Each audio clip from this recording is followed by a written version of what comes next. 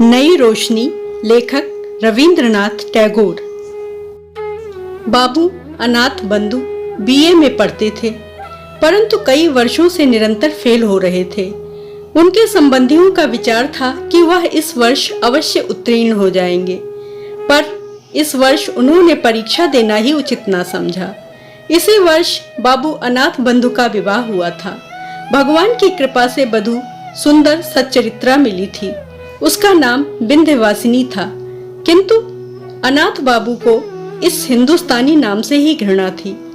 पत्नी को भी वह विशेषताओं और सुंदरता में अपने योग्य न समझते थे, परंतु विंध्यवासिनी के हृदय में हर्ष की सीमा न थी। दूसरे पुरुषों की अपेक्षा वह अपने पति को सर्वोत्तम समझती थी। ऐसा मालूम होता था कि किसी धर्म में आस्था रखने वाले श्रद्धालु व्यक्ति की भांति वह अपने हृदय के सिंहासन पर स्वामी की मूर्ति सजाकर सर्वदा उसी की पूजा किया करती थी। इधर अनाथ बंधु की सुनिए, वह न जाने क्यों हर समय उससे रुष्ट रहते और तीखे कड़वे शब्दों से उसके प्रेम भरे मन को हर संभव ढंग पर जख्मी करते रहते। अपनी मित्र मंडली में भी वह उस बेचारी को घृणा के साथ स्मरण करते। जिन दिनों अनाथ बंधु कॉलेज में पढ़ते थे, उनका निवास ससुराल में ही था। परीक्षा का समय आया, किंतु उन्होंने परीक्षा दिए बगैर ही कॉलेज छोड़ दिया।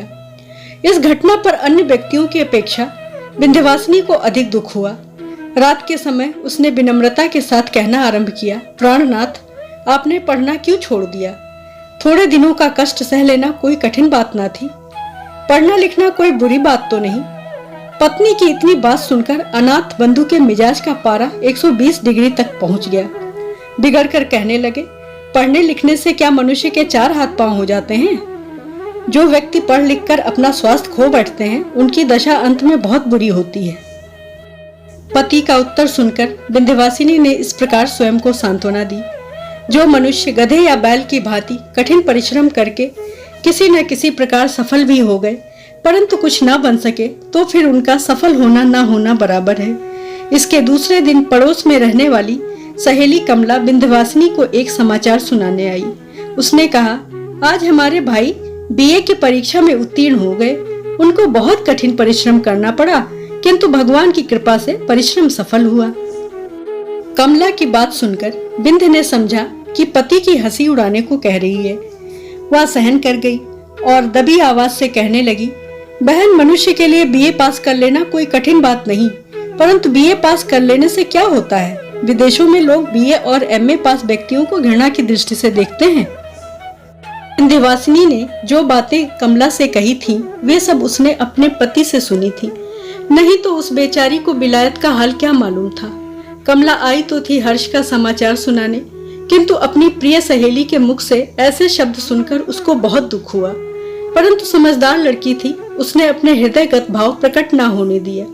उल्टा विनम्र होकर बोली, बहन, मेरा भाई तो विलायत गया ही नहीं और न मेरा विवाह ऐसे व्यक्ति से हुआ है जो विलायत होकर आया हो, इसलिए विलायत का हाल मुझे कैसे मालूम हो सकता है। इतना कहकर कमला अपने घर चली गई, किंतु कमला का विनम्र स्वर होते हुए भी ये बातें विंध्य को अत्यंत कटु प्रतीत हुई।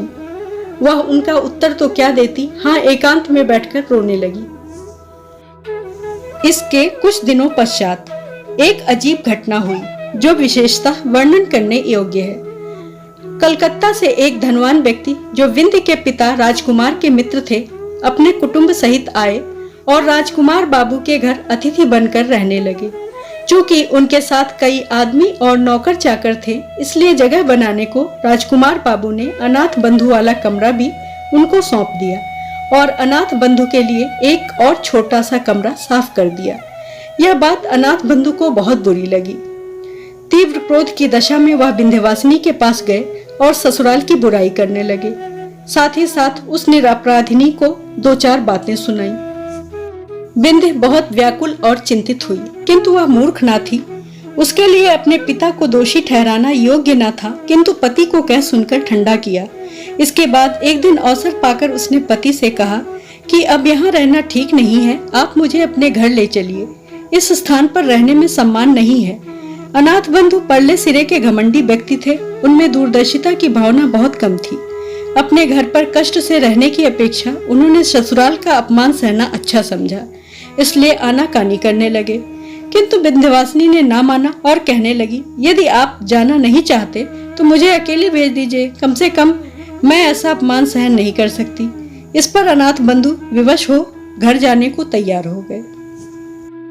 चलते समय बिंध्य के माता पिता ने कुछ दिन और रहने के लिए कहा, किंतु बिंध्य ने कुछ उत्तर ना दिया। यह देखकर माता पिता के हृदय में शंका हुई। उन्होंने कहा, बेटी बिंध्य, यदि हमसे कोई ऐसी वैसी बात हुई हो तो उसे भुला देना। बेटी ने नम्रता पूर्वक पिता के मुंह की ओर देखा, फिर कहने लगी, पिताजी, हम आपके ऋण से कभी ऋणी नहीं हो सकते। हमारे दिन सुख से बीते। और कहते कहते बिंध्य का गला भर आया, आंखों से आंसू से बहने लगे। इसके पश्चात उसने हाथ जोड़कर माता पिता से विदा चाही और सबको रोता हुआ छोड़कर पति के साथ चल दी। कलकत्ते के धनवान और ग्रामीण जमींदारों में बहुत बड़ा अंतर है। जो व्यक्ति सर्वदा नगर में रहा हो उसे गांव में रहना अच्छा नहीं लगता, किंतु बिंध्य ने पहली बार नगर से बाहर कदम रखने पर भी किसी प्रकार का कष्ट प्रकट ना किया, बल्कि ससुराल में हर प्रकार से प्रसन्न रहने लगी।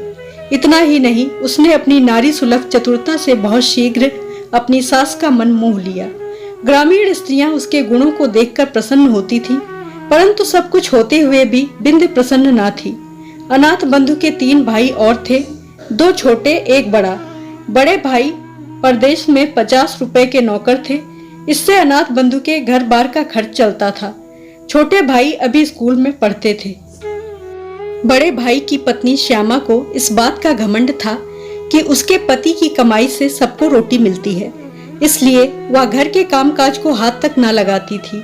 इसके कुछ दिनों पश्चात बड़े भाई छुट्टी लेकर घर आए। रात को श्यामा ने पति से भाई और भौजाई की शिकायत की। पहले तो पति ने उसकी बातों को हंसी में उड़ा दिया, परंतु जब उसने कई बार कहा तो उन्होंने अनाथ बंधु को बुलाया और कहने लगे, भाई, 50 रुपए में हम सबकी गृहस्थी नहीं चल सकती। अब तुमको भी नौकरी की चिंता करनी चाहिए। यह शब्द उन्होंने बड़े प्यार से कहे थे, परंतु अनाथ बंधु बिगड़कर बोले, भाई साहब, 2 मुट्ठी अनाज के लिए आप इतने रुष्ट क्यों होते हैं? नौकरी तलाश करना कोई बड़ी बात नहीं, किंतु हमसे किसी की गुलामी नहीं हो सकती। इतना कहकर वह भाई के पास से चले आए। उन्हीं दिनों गांव के स्कूल में 3rd मास्टर का स्थान खाली हुआ था।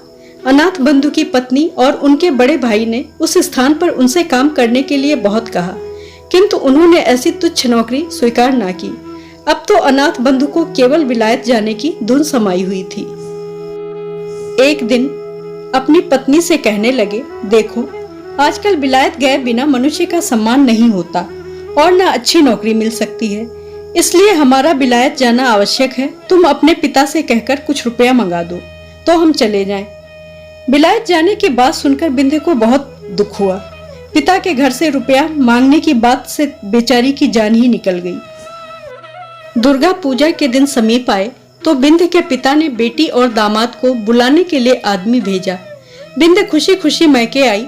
माँ ने बेटी और दामाद को रहने के लिए अपना कमरा दे दिया।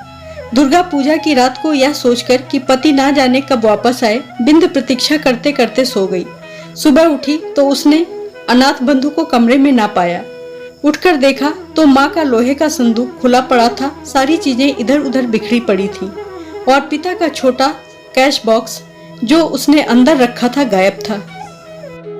परंतु थोड़ी देर बाद उसकी दृष्टि एक कागज के टुकड़े पर पड़ी। वह उठाने लगी तो देखा कि पास ही कुंजियों का एक गुच्छा पड़ा है। पत्र पढ़ने से मालूम हुआ कि उसका पति आज ही प्रातः जहाज पर सवार होकर विलायत चला गया है। पत्र पढ़ते ही बिंध्य की आंखों के सामने अंधेरा छा गया। वह दुख के आघात से जमीन पर बैठ गई और आंचल से मुंह ढांपकर रोने लगी। आज सारे बंगाल में खुशियां मनाई जा रही थीं, किंतु बिंध्य के कमरे का दरवाजा अब तक बंद था। इसका कारण जानने के लिए बिंध्य की सहेली कमला ने दरवाजा खटखटाना आरंभ किया, किंतु अंदर से कोई उत्तर ना मिला तो वह दौड़कर बिंध्य की माँ को बुला लाई। माँ ने बाहर खड़ी होकर आवाज दी, बिंध्य, अंदर क्या कर रही हो? दरवाजा तो खोलो बेटी। माँ की आवाज पहचानकर बिंध्य ने झट आंसुओं को पोंछ डाला और कहा, माताजी, पिताजी को बुला लो। इससे माँ बहुत घबराई, अतः उसने तुरंत पति को बुलवाया। राजकुमार बाबू के आने पर बिंध्य ने दरवाजा खोल दिया और माता पिता को अंदर बुलाकर फिर दरवाजा बंद कर लिया। राजकुमार ने घबराकर पूछा, बिंदे क्या बात है, तू क्यों रो रही है? यह सुनते ही बिंदे पिता के चरणों में गिर पड़ी और कहने लगी, पिताजी मेरी दशा पर दया करो, मैंने आपका रुपया चुराया है। राजकुमार आश्चर्यचकित रह गए। उसी हालत में बिंदे ने फिर हाथ जोड़कर कहा, पिताजी इस अभागिन का अपराध क्षमा कीजिए। स्वामी को बिलायत भेजने के लिए मैंने यह नीच कर्म किया है। अब राजकुमार को बहुत क्रोध आया। डांट कर बोले, दुष्ट लड़की, यदि तुझको रुपए की आवश्यकता थी तो हमसे क्यों ना कहा? बिंदे ने डरते डरते उत्तर दिया, पिताजी आप उनको बिलायत जाने के लिए रुपया न देते। ध्यान देने योग्य बात यह है कि जिस बिंदे ने कभी माता पिता से रुपए पैसे के लिए विनती तक ना की थी, आज वह पति के पाप को छिपाने के लिए चोरी का इल्जाम अपने ऊपर ले रही है। विंध्यवासिनी पर चारों ओर से घृणा की बौछारें होने लगी। बेचारी सब कुछ सुनती रही किंतु मौन थी। तीव्र क्रोधावेश की दशा में राजकुमार ने बेटी को ससुराल भेज दिया। इसके बाद समय बीतता गया किंतु अनाथ बंधु ने बिंदे को कोई पत्र ना लिखा और ना अपनी माँ की ही कोई सुध-बुध ली। पर जब आखिरकार सब रुपए जो उनके पास थे खर्च हो गए तो बहुत ही घबराए और बिंदे के पास एक तार भेजकर तकाजा किया। बिंदे ने तार पाते ही अपने बहुमूल्य आभूषण बेच डाले और उनसे जो मिला वह अनाथ बाबू को भेज दिया। अब क्या था, जब कभी रुपयों की आवश्यकता होती वह झट बिंदे को लिख देते और बिंदे से जिस तरह बन पड़ता अपने रहे सहे आभूषण बेचकर उनकी आवश्यकताओं को पूरा करती रहती। यहाँ तक कि बेचारी गरीब के पास कांच की 2 चूड़ियों के सिवाय कुछ भी शेष न रहा। अब अभागी बिंद के लिए संसार में कोई सुख शेष न रहा था। संभव था वह किसी दिन दुखी हालत में आत्महत्या कर लेती, किंतु वह सोचती कि मैं स्वतंत्र नहीं, अनाथ बंधु मेरे स्वामी हैं, इसलिए कष्ट सहते हुए वह जीवन के दुख उठाने पर विवश थी। अनाथ बंधु के लिए वह जीवित रहकर अपना कर्तव्य पूरा कर रही थी, किंतु अब चूंकि उसके लिए विरह का दुख सहना कठिन हो गया था, इसलिए विवश होकर अपने पति के नाम वापस आने के लिए पत्र लिखा। इसके थोड़े दिनों बाद अनाथ बंधु बैरिस्टरी पास करके साहब बहादुर बने हुए वापस लौट आए, परंतु देहात में बैरिस्टर साहब का निर्वाह होना कठिन था, इसलिए पास ही एक कस्बे में होटल का आश्रय लेना पड़ा। बिलायत में रहकर अनाथ बंधु के रहन सहन में बहुत अंतर आ गया था। वह ग्रामीणों से घृणा करते थे। उनके खान पान और रहन सहन के तरीकों से यह भी मालूम ना होता था कि वह अंग्रेज हैं या हिंदुस्तानी। बिंद यह सुनकर बहुत प्रसन्न हुई कि स्वामी बैरिस्टर होकर आए हैं, किंतु माँ उसकी बिगड़ी हुई आदतों को देखकर बहुत व्याकुल हुई। अंत में उसने भी यह सोचकर दिल को समझा लिया कि आजकल का जमाना ही ऐसा है, इसमें अनाथ बंधु का क्या दोष। इसके कुछ समय पश्चात एक बहुत ही दर्द से भरी घटना घटित हुई। बाबू राजकुमार अपने कुटुंब सहित नाव पर सवार होकर कहीं जा रहे थे कि सहसा नौका जहाज से टकराकर गंगा में डूब गई। राजकुमार तो किसी प्रकार बच गए, किंतु उनकी पत्नी और पुत्र का कहीं पता न लगा। अब उनके कुटुंब में बिंद के सिवाय कोई दूसरा शेष न रहा था।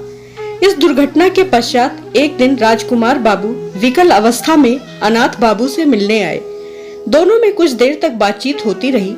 अंत में राजकुमार ने कहा, जो कुछ होना था सो हुआ, अब प्रायश्चित करके अपनी जाति में सम्मिलित हो जाना चाहिए, क्योंकि तुम्हारे सिवाय अब दुनिया में हमारा कोई नहीं। बेटा या दामाद जो कुछ भी हो, अब तुम ही हो। अनाथ बंधु ने प्रायश्चित करना स्वीकार कर लिया। पंडितों से सलाह ली गई तो उन्होंने कहा, यदि इन्होंने विलायत में रहकर मांस नहीं खाया है तो इनकी शुद्धि वेद मंत्रों द्वारा की जा सकती है। यह समाचार सुनकर विंध्य हर्ष से फूली न समाई और अपना सारा दुख भूल गई।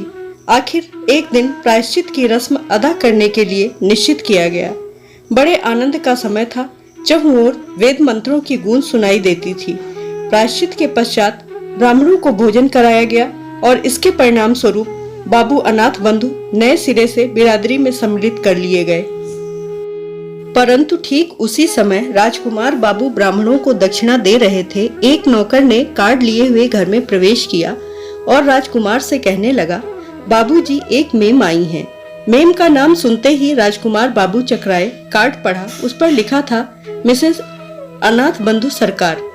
इससे पहले कि राजकुमार बाबू हाँ या ना में कुछ उत्तर देते, एक गोरे रंग की यूरोपियन युवती खटखट करती अंदर आ उपस्थित हुई। पंडितों ने उसको देखा तो दक्षिणा लेनी भूल गए। घबराकर जिधर जिसके सींग समाये निकल गए। इधर मेम साहिबा ने जब अनाथ बंधु को ना देखा तो बहुत विकल हुई और उनका नाम ले लेकर आवाज देने लगी। इतने में अनाथ बंधु कमरे से बाहर निकले। उन्हें देखते ही मेम साहिबा माय डियर कहकर झट उनसे लिपट गईं।